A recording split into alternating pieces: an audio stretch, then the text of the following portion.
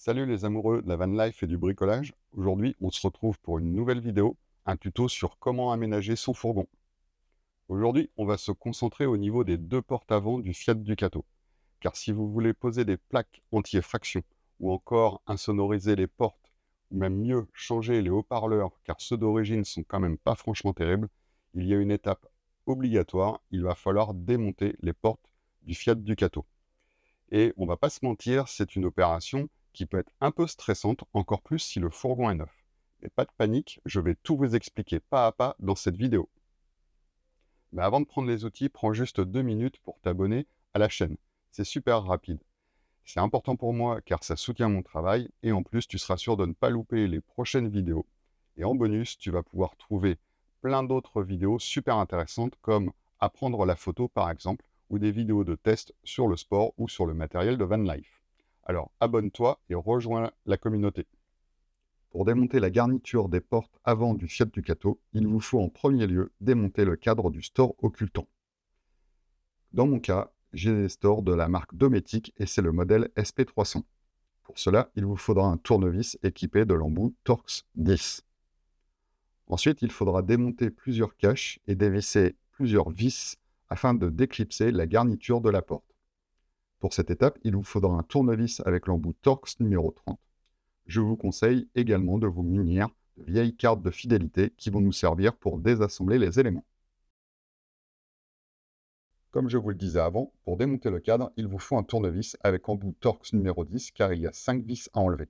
Mais tout d'abord, il y a 2 vis qui sont cachées par des bouchons. Il vous faut donc enlever ces bouchons pour accéder à ces vis. Pour enlever ces bouchons, il vous faut une vis à bois de diamètre 4 par exemple et de longueur 30 mm que vous allez visser au milieu du bouchon. Vous ne la vissez pas complètement. Ensuite, vous allez tirer sur la vis à l'aide d'une pince pour sortir le bouchon. Et vous répétez cela pour les 2 bouchons de chaque porte. Perso, je n'ai pas remis ces bouchons lors du remontage. Maintenant que les 2 vis cachées sont accessibles, vous allez dévisser et enlever les 5 vis. Perso, je préfère commencer par le bas du cadre et finir par le haut pour ne pas risquer de faire tomber le cadre ou de le tordre. Et une fois que les vis sont démontées, vous les rangez précieusement, vous ne les perdez pas et vous enlevez le cadre. Maintenant que le cadre est démonté, on peut démonter la garniture d'origine Fiat. Cette étape est un peu plus longue, il vous faut un tournevis avec embout Torx numéro 30 et 2 ou 3 cartes de fidélité qui vont nous servir à désassembler la garniture et les caches. Comme vous le voyez, pour enlever la garniture Fiat, il vous faut dévisser 9 vis. Les 4 vis du bas sont facilement accessibles, mais les 5 du haut sont cachés et il faudra démonter des éléments pour y accéder. On commence par dévisser les 4 vis du bas qui sont accessibles, ça c'est la partie facile du chapitre. Ensuite, on va s'attaquer à la vis qui se trouve en haut dans l'angle de la porte. Il faut démonter le cache d'angle à l'aide d'une carte de fidélité pour ne pas abîmer le cache.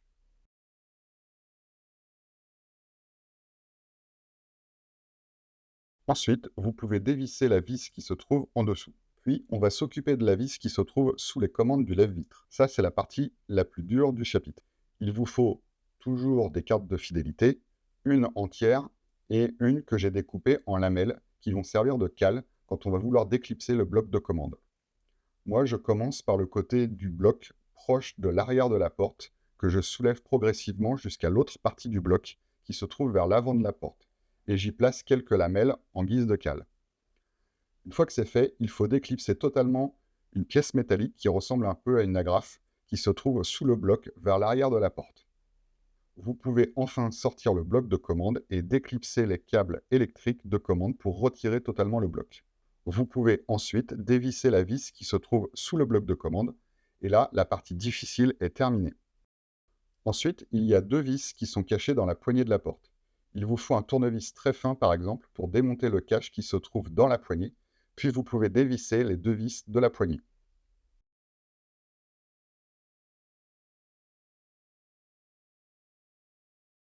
Enfin, il reste une vis au centre de la porte qui est cachée par un capuchon. Il est simple à enlever pour accéder à la vis, c'est la dernière vis à enlever. N'ayez pas peur, la garniture tient toujours sur la porte, elle ne va pas tomber car elle est toujours clipsée à la porte. Il vous faut donc maintenant déclipser la garniture de la porte. Pour cela, j'utilise toujours des cartes de fidélité en plastique plié en deux que j'insère entre la porte et la garniture. Puis je fais le tour de la porte tranquillement, progressivement, pour déclipser en douceur les garnitures. De mémoire, il y a 5 ou 6 clips blancs répartis tout autour de la porte à déclipser. Une fois que c'est fait, vous pouvez désassembler la garniture de la porte, mais attention, le mécanisme de poignée avec le câble de la poignée est toujours attaché à la porte et à la garniture. Et donc, ils vont rester attachés l'un à l'autre. Je n'ai pas besoin de le démonter et je m'évite une partie inutile. Je pose donc la garniture sur un tabouret proche de la porte. Si vous avez besoin de démonter le haut-parleur, c'est assez simple, il n'y a que 3 vis à enlever et ensuite il vous faudra déclipser le câble d'alimentation du haut-parleur. Ce n'est pas compliqué et c'est assez rapide. Mais attention, si vous le laissez, ce haut-parleur, et que vous bricolez à côté, vous pouvez par mégarde rapidement abîmer le haut-parleur. Il n'est certes pas de bonne qualité, mais vous n'avez peut-être pas besoin de le changer. Enfin, si vous voulez accéder à l'intérieur de la porte, vous avez un film de protection, une sorte de mousseline. Elle est collée avec une colle souple, elle est fragile, mais vous pouvez ramollir la colle à l'aide d'un sèche-cheveux et décoller tout doucement la moustiquaire en faisant le tour de la porte. C'est la partie délicate du chapitre, et il vous faut de la patience, mais c'est assez facile à faire. Il faut commencer par le haut, et j'ai utilisé une pince assez lourde pour forcer la mousseline à pendre vers le bas, et pour pas qu'elle se recolle à la porte. Vous pouvez enlever totalement la mousseline ou juste la décoller sur une partie, cela dépend de ce que vous voulez faire ensuite. Félicitations, vous avez démonté la garniture de votre porte, et vous pouvez par exemple insonoriser votre porte, changer les haut-parleurs, ou poser une protection anti-intrusion sur la serrure de la porte conducteur.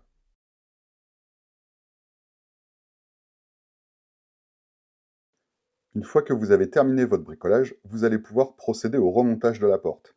Il faut faire l'inverse de tout ce qu'on a vu précédemment pour remonter la garniture et tous les éléments. Mais avant cela, je vous invite à tester le lève-vitre, car si vous avez bricolé à côté, il vaut mieux tester pour vérifier que l'on n'a rien abîmé et que le lève-vitre fonctionne correctement, avant de remonter et de s'apercevoir à la fin qu'il faut tout redémonter pour intervenir sur le lève-vitre. Pour tester, vous raccordez temporairement le bloc au câble, et vous testez et vous redéconnectez ensuite avant de procéder au remontage. C'est assez simple.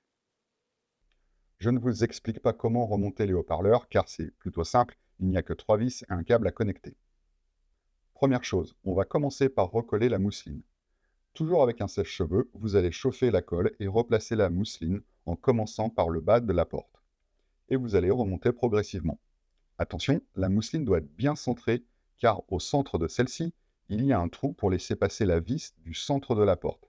Si par maladresse vous avez abîmé la mousseline, c'est pas grave, vous pouvez la réparer facilement à l'aide de scotch large de bricolage. Il est important que cette mousseline soit bien placée car elle protège l'intérieur de la porte et la garniture. Ensuite, vous allez repositionner la porte et la reclipser. Attention à bien positionner le câble de la poignée de porte entre la porte et la garniture et vérifier que le câble n'est pas coincé. Puis, vérifiez que c'est bien clipsé et que les trous des vis sont accessibles. Il vous faut ensuite revisser toutes les vis et remettre les caches, l'inverse de ce qu'on a fait pour démonter. Puis connecter le boîtier de commande et replacer le boîtier dans son logement. Maintenant que la garniture est en place, il faut remonter le cadre du store occultant. Commencez par le remettre en place en vérifiant que les trous des vis du cadre tombent en face de chaque trou de la porte. Il faut bien ajuster. Et je vous donne une petite astuce pour les vis. Ce sont des vis autoforantes qui ne sont pas faites pour être dévissées puis revissées. Et pour éviter d'avoir du jeu, j'entoure la vis de téflon d'étanchéité que l'on trouve au rayon plomberie. Cela crée une petite surépaisseur souple qui va combler le jeu entre la vis et la tôle de la porte. Attention, il ne faut pas forcer en vissant. Quand vous sentez que vous arrivez au bout du pas de vis, vous faites stop pour éviter d'agrandir le trou. Et si cela arrive, je pense qu'il vous faudra passer au diamètre supérieur de vis autoforantes. Enfin, quand vous avez remonté le cadre, vous testez la mise en place du store et vous ajustez si nécessaire. Et voilà, c'est terminé. Ça y est, le tuto est terminé. Et comme vous avez pu le constater, c'est pas très compliqué. Il faut quand même avoir une bonne dose de patience et être un peu méticuleux. On se retrouve très vite pour de nouvelles vidéos autour de cette porte du Fiat Ducato. Je vais tout vous expliquer sur insonoriser la porte, monter les plaques anti-effraction et même changer les haut-parleurs. Et vous allez le voir, ça change vraiment la vie de conduire avec du vrai son. Allez, on se dit à très vite et en attendant, abonnez-vous à la chaîne. Salut!